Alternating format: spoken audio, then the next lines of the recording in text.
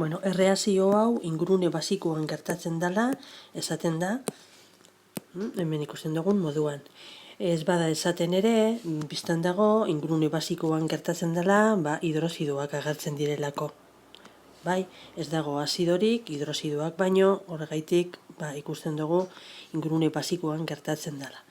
Horrek eramaten gaitu modu berezi baten jokatzera, baina lehenengo pausua, betiko moduan, izaten da identifikatzea zeintzu diren oxidazio zenbakia aldatzen duten elementuak. Kromoa pasaten da 3tik 6ra, oxidazio zenbaki guztiak ipintzen badituzu, hor konturatuko zara aldaketa bat dagoela, eta aldaketa hori da oxidazioa, igoera bat dagoelako, eta jaitsiera bat dago berriz jodoaren kasuan, 5tik -1 pasatzen dalako. Orduan, horrek esan nahi du, oxidaziozko erreazioa izango da kromo 3tik kromato anioia ematera. Eta erreduzioa jodatotik jodurora. Orain, elementuak eurak ondo doituta dagozela konprobatu ondoren, kromo bat, jodo bat eta jodo bat, orduan hurrengo pausua da, doitzea, oxigenoa eta ondoren hidrogenoa. Oxigenoa doitzeko, oxigenoa falta diren tokian, ipintzen ditugu, urak zenbat ur ipini behar ditugu, hemen ezkerreko partian, 4 ur. Eta orain hidrogenoen doiketa lortzeko, 8H+ ipintzen ditugu eskuinekoan. Baina une honetan konturatu behar gara, eta ez beranduago, 8 protoi horiek ez daukela lekurik gure erreazioan ingurune basikoan gertatzen baita. Horregaitik, neutralizatu behar ditugu 8 hidrozido ipiniz. Hau da, esker eta eskumako atalean 8 hidroxilo gehituz, lortzen dugu doiketa. Baina, honek, eruten gaitu, pentsatera hemen, 8 hidroxilo eta 8 protoi horiek elkarrekin ematen dutela 8 ur. Hori egin dezakezu, nik egin dudan moduan ezabatuta, edo bestela, tatxatu eta gainean ipini 8 ur. Honela, bukatzen da elementuen doiketa. Eta faltatzen zaiguna izango da gero kargena. Hori hurrengo pausoa izango da. Baina erreduzioarekin bukatuko dugu. Erreduzioan ikusten dugu ere oxigenoa falta direla eskuineko partian, beraz 3 ur gehitzen ditugu, eta horrekin geratzen da orain hidrogenoa konpontzeko 6 protoi gehitzen ezkerreko partian. Baina une honetan, lehen esan dugun moduan, konturatzen gara 6 protoi horiek erreazio honetan, ezin direla egon, erreazioa ingurune basikoan gertatzen baita. Horregaitik, elkarrekin zuzenean ipintzen ditugu neutralizatzeko 6 hidroxilo, baina esker eta eskumako atalean. Eskerreko atalean lortu duguna da 6 ur lortzea, eta horretarako egingo dudana da 6 ur horiek hementxe goian ipintzea, lehen zegoena ezabatuz, gehi 6 ur. Honekin, doituta geratzen da erreazioa, baina kargen doiketara goaz. Goiko erreazioan, zein da kargen doiketa egitera beharten gaituna, hemen, +3ko karga eta -8koa dagoela, hau da, -5koa.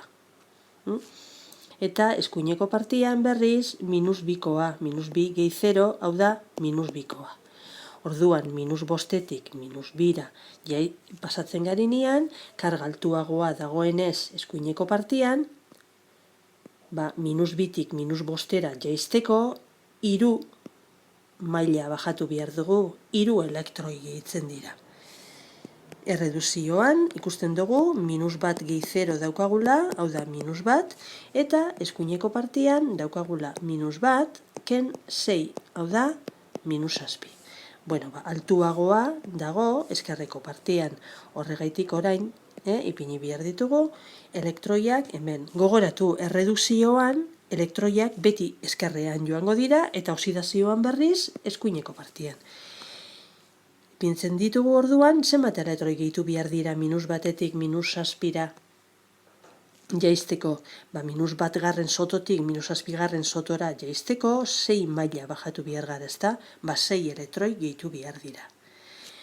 Orduan, orain, konparatzera goaz, elektroi kopurua erreazio erdi bietan. 3 elektroi egon dira oxidazioan eta 6 elektroi erreduzioan. Ez dira kopuru bardinak, baina bardinak izango dira, baldin eta biak 6ra iristen badira. Hau da, 3 eta 6ren arteko emekate 6 dalako.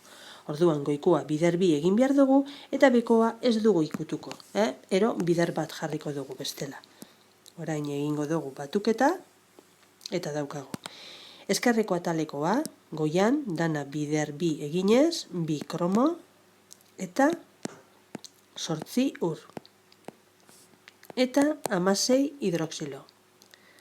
Orain ezkerreko partea erreduzioan, berdin geratzen da, ez dugulako ezer egin, batekin biderkatuta dagoelako, elektroia badakizu ez ditugula ipini behar, elkarrekin ezabatuko direlako, ezkerra eta eskumakoa kopuru berdinian egongo direlako. Orduan, eskuineko atalera pasaten gara, oxidazioan, ikusten dugu 2, bider kromato bat, 2 eta kromato, eta 2 bider 8, 16, ur, eta beko partean dagoen moduan joduroa, ura eta hidroxiloak. Orain begiratzen dugu zenbat gauza errepikatzen diren ezkerra eta eskumatik. 8 ur agertzen dira hemen eta 6 ur. Hau da, 14 ur ezkerreko partean eta eskuineko partean 16 gehi 3, 19. 14 ezkerrean, 19 eskuinean, beraz, eskuineko partean 5 ur geratuko dira. Eta OH-ekin zer gertatzen den, aztertzen dugu, 16 OH eta 6 OH. Horrek esan nahi du, 10 OH minus geratuko direla ezkerreko partian. Orduan, beste guztia bardin geratzen denez, 2 kromo eta jodatoa gehi 10 OH minus, eskuineko partera goaz, 5 ur lehen ipini ditugunak, 5 kromato, joduro, eta beste guztia ezabatuta dago.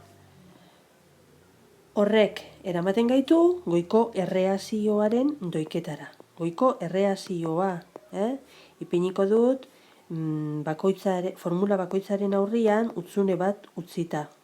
Bertan ipintzeko dagokion zenbakia. Orduan, pintzen ari naiz, ekuazioa osorik, baina utzuneak utzita formula bakoitzaren aurrian. Ipin dezakezu, laukitxo bat, erbestela, ezebez, orain ipintzen ari naizen moduan. Zein da esan nahia hemen dagoen 2 kromo hauena. 2 katioi kromiko, nundik datoz katioi kromikoak, erreazio ionikoa begiratzen badozu, bakarrik, hemen txen daude, hau da, kromo hidroxidotik etorri direnak, beraz, 2 hori zuzenean dator ona.